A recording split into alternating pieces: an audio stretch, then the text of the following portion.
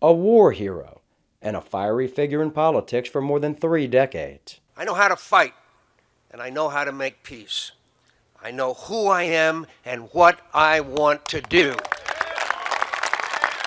John McCain had his share of ups and downs.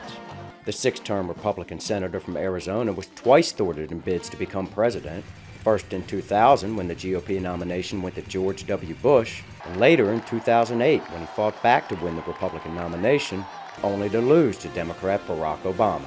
My friends, we have come to the end of a long journey. Please raise your right hand. Determined not to be defined by his failed presidential campaigns, McCain returned to the Senate, where he served a prominent role as one of the most influential voices in Congress. One of his greatest challenges came early in life when his plane was shot down in Vietnam. The son and grandson of Navy admirals spent more than 5 years as a prisoner of war.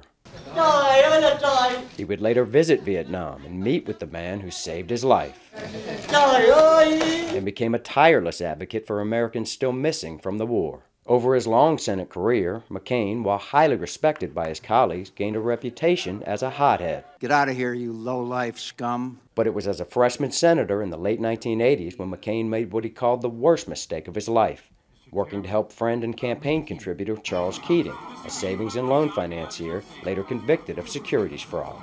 He was cited by the Senate Ethics Committee for poor judgment. I welcome the news that there will be an outside counsel. I think that gives great credibility to whatever conclusions which the Ethics Committee will reach. McCain would go on to achieve some of his biggest legislative successes working with Democrat and Republican presidents. He became the standard bearer for campaign finance reform and defense spending, and in 2015 embraced his new job as chairman of the powerful Armed Services Committee.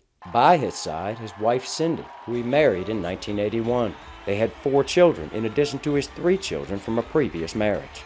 He battled skin cancer over the years. I advise everyone wear sunscreen. But beat back the disease to continue on in the Senate. Even after his brain cancer diagnosis in the summer of 2017, McCain maintained his resilience, returning to Washington just days later to take part in a health care vote. A longtime public servant who never lost his fighting spirit. And I'm so grateful to the people of Arizona for the privilege, for the honor of serving here and the opportunities it gives me to play a small role in the history of the country that I love. Brian Skoloff, Associated Press, Phoenix.